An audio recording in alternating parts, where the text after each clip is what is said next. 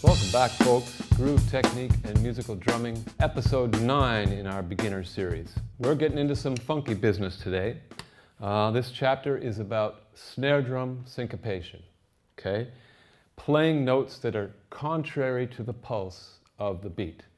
So syncopation means just that, playing a note that is, it's like an accent that happens like 1 and 2 and 3 and ba-ba, 1 and 2 and 3 and 4E, okay? The E's and the U's in our 16th note flow. Playing them on the snare drum, okay? When I teach this to my students, a couple of these beats here, one of the first things that happens is that the right hand kind of wants to follow that left hand, and you end up with a beat that sounds like this.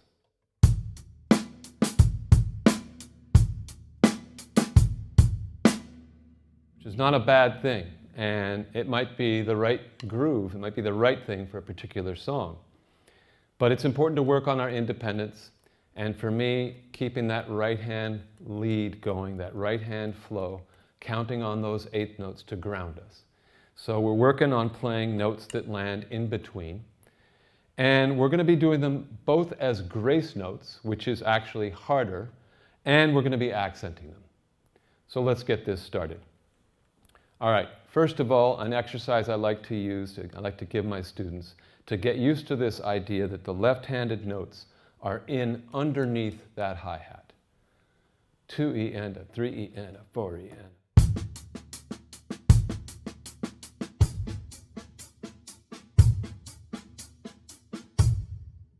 Getting those guys really low.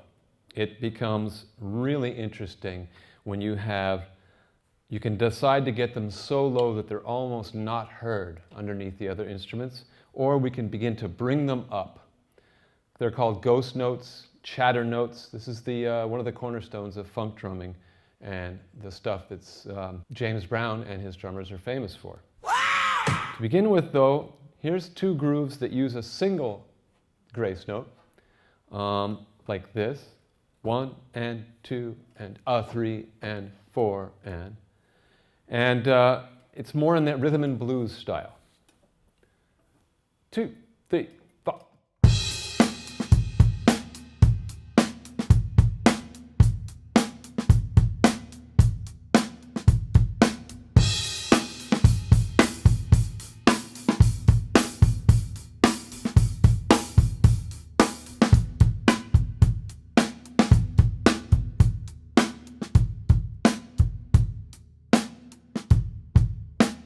One, 2, a 3 and 4 and 1.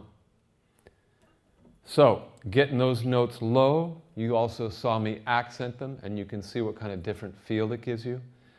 I tried a couple of different approaches also on the hi-hat, more aggressive eighth notes, more typical of that rhythm and blues style. But let's move on now to some more syncopated stuff and the James Brown bag. These next two grooves are going to have two syncopated notes on the snare drum. And again, it's important for this to try to get them nice and low. I'll show you some examples. We're going to run through about 4 or 5 beats here. 1, 2, 3, 4.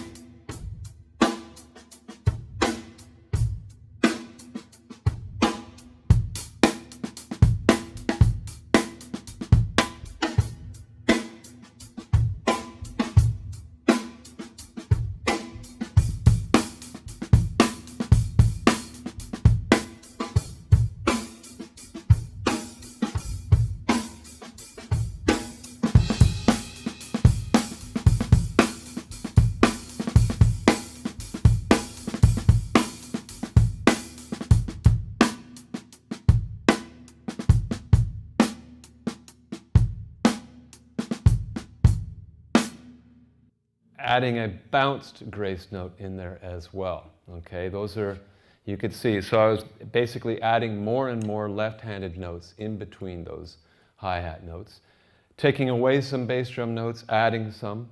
One thing that you heard has no bass drum note on 3. A lot of those grooves, basically, it's like boom, da, doom, da, boom, da, doom, da. Okay, taking away a bass drum note on 3 lends more weight to the bass drum note found on 1. And that is where the funk lives. So, all right, there you have those grace notes. You could play the same grooves with accented notes, and they have a slightly more rocky feel. 2, 3, 4.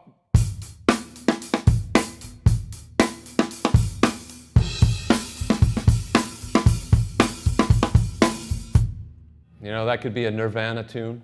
But it's harder to play the grace notes, so that's where we work. Now I want to get into some beats here in which we do some accented snare drum notes and give that beat more of a true syncopated feel. I got 2 or 3 grooves here, a couple measures each. Same idea, different feel, perhaps a different era. 2, 3, 4.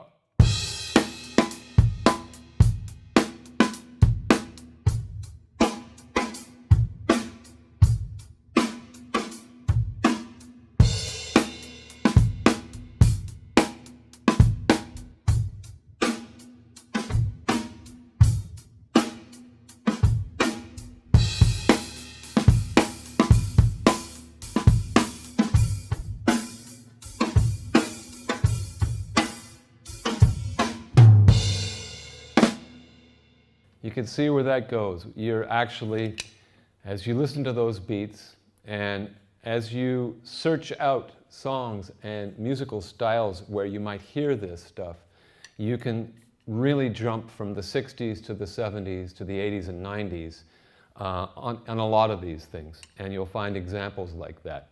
If you listen to the early James Brown stuff, some of those things just, the grace notes blend right into the background and you don't even hear them, but you know they're there. I want to finish this lesson off now, though, with some even more syncopated stuff, in which our snare drum notes, the syncopated ones, happen before or after where, let's say, the 2 or the 4 would arrive, and we leave the 2 or the 4 off. All right, so that really gives us that kind of lurching feel and some recognizable grooves. 1, 2, 3, 4.